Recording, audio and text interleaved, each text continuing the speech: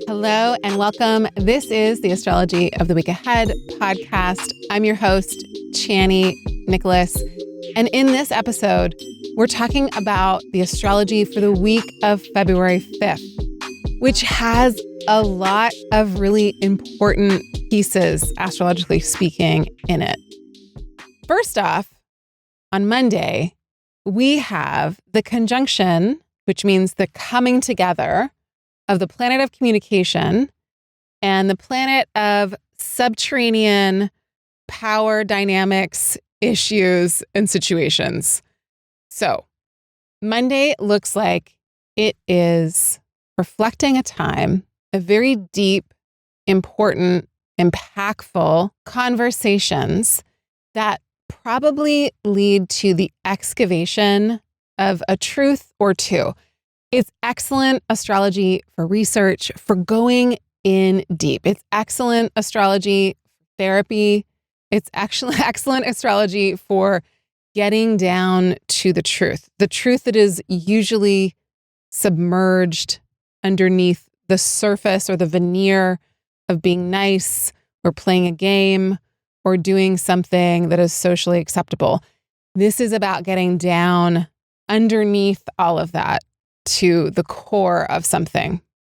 And we're going to keep doing this week after week over the course of the next couple of weeks because Pluto has just moved into Aquarius. So it's sitting at 0 degrees of Aquarius. It's kind of like right at the door. It's as if when you walk into a party, you like bump into someone as you open the door. That's what Mercury is doing this week. And next week, Venus and Mars will do the same thing. All of that means that there's going to be a series of events from this week into and through next week that are about getting down to the truth, getting down underneath the surface, revealing something that is subterranean. This week, it is information.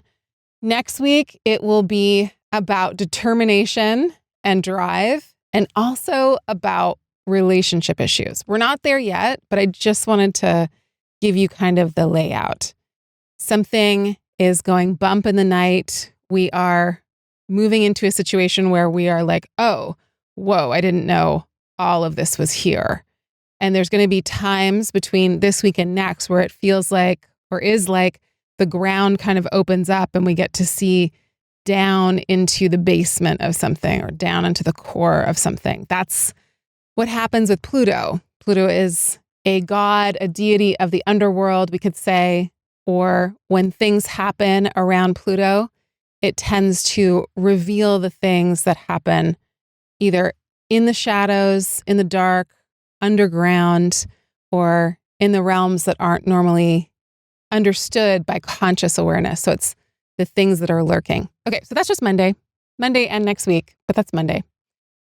Tuesday, Venus, planet of relationships, is moving through part of the sky that's perfectly in between the two eclipse points. When this kind of astrology happens, we can be pretty sure that there will be a teaching, a lesson in regards to relationships, connection, bonding, and the ways in which we are learning how to people please less and less, and how to honor more and more both our individual needs, but also the needs of the relationship.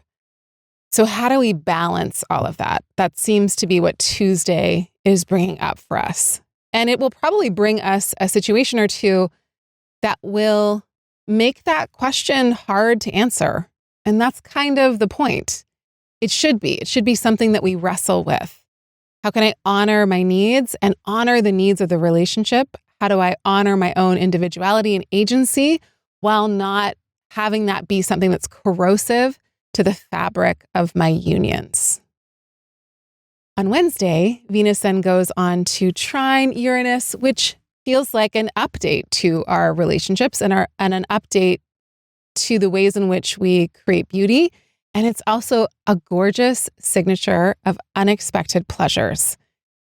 Also on Wednesday, Mars is sextiling Neptune, which is a signal that it is a time to move towards an ideal or towards a dream. So Wednesday is really lovely astrology for enjoying oneself and fantasizing and dreaming and delving into unexpected ways of connecting to people, to beauty, to art, to culture, to all of it. I'm not mad at Wednesday at all. Thursday and Friday, however, are very disruptive.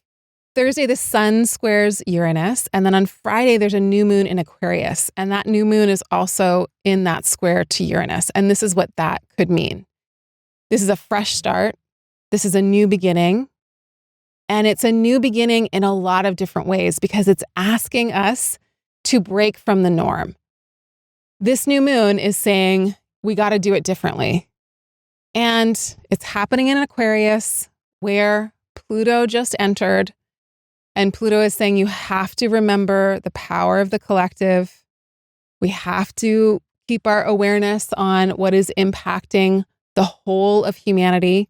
What does it mean to be part of a whole unit of people, to see ourselves as small pods that are all interconnected around the world, and to understand the power of that? This new moon is the first new moon in Aquarius since Pluto's moved into Aquarius. So it's also kind of initiating something about that collective awareness and that collective moment. And it's a really good time to understand what to focus on. Aquarius knows how to focus, and it knows clarity. It knows the value of clarity. And there's something about Monday's astrology with Mercury and Pluto coming together in Aquarius that is about clarity, and it's about digging deep into and focusing really intently on something, on learning something, on understanding the structure of something, on getting down to the root of something intellectually.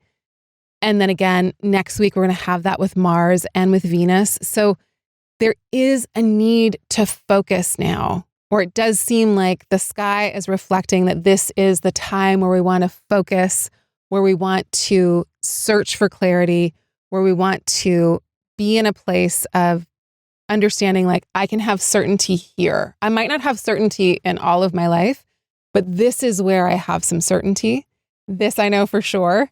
And to really dig into that place. We can't know everything. We can't fix everything. We can't be everything to everyone. But the things that we can and want to focus on, we should. And this Mercury conjunct Pluto, and then this new moon happening in Aquarius, and again, with the astrology happening next week, is all asking us to take that seriously, take our ability to focus and really thoroughly learn something seriously. And in that, there's a breakthrough.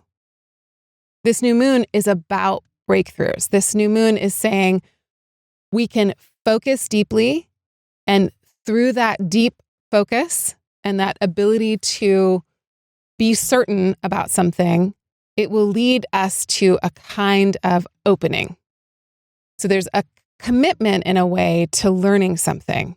Aquarius loves to learn. Aquarius is the major geek of the zodiac, one of them at least. And it'll vie for that title with Virgo for sure to the ends of the earth, and maybe Gemini too. But Aquarius is the sign that really wants to be thoroughly studied in a subject. And this is our invitation to be so.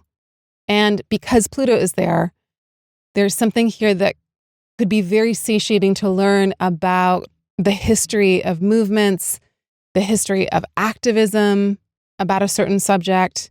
How do a group of people actually move towards a common goal that hopefully is liberation and freedom and life for all? So that's one of the things that this new moon could be speaking about. On a very personal level, wherever this new moon is happening for you, it's asking you to do that thing, that area, that topic of your life differently. It's asking you to approach it in a new kind of way. And because of the nature of this astrology, the end of the week could feel a little chaotic. You could be like, this new moon does not seem to be my friend. And I'm not saying it'll feel cute and cozy, But I am saying that this kind of astrology does awaken us to a truth and awaken us to the changes that we need to make. Not because we just need to change because we're bored, but because of thoroughly, deeply understanding something and the reasons for it. And that's from that place, when we change from that kind of place, we can really make a huge impact on our life and then hopefully on the world. Saturday, Mercury makes a square to Jupiter, which seems quite confident and maybe bringing some good news. It feels like it's bringing some big news. So there's a lot of talking happening on Saturday. There's a lot of conversations, and it's a good day to announce things. It's a good day to exchange ideas. It's a good day to think broadly about a plan or a future endeavor, and also to check yourself to make sure you're not overextending into a place of just having agreed to too much or trying to take on too much. But it is nice, kind of confident astrology. Thank you all so much for leaving us reviews in the App Store. I wanted to leave you with this one. It's called My Astrology Bible. I start my day every day with Chani. I have been interested in astrology and always identified with my sun sign. Chani helped me dive into my entire chart, yay, with ease, and I now reference it regularly as I navigate my life and strive for success. Love this app, and it was a no-brainer to upgrade to the paid account to unlock all the features. Totally worth every penny and more. All right, y'all. Next week, Mars and Venus will also move into Aquarius, make those conjunctions to Pluto, and then make a conjunction to each other.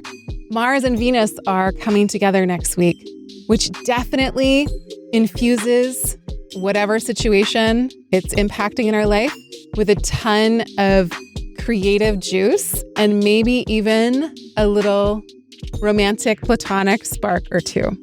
I'll see you back here next week for more on that.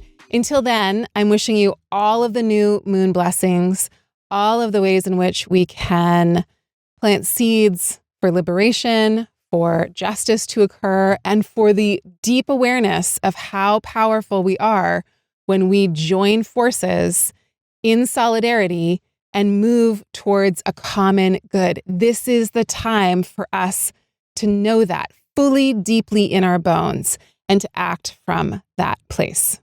As always, in the Chani app, there are readings for this astrology for your specific rising sign, talking about where all this is taking place. And there's a new moon ritual, guided meditation, journal prompts, all specific to what's happening this week. All right, y'all. Lots of love. Bye for now.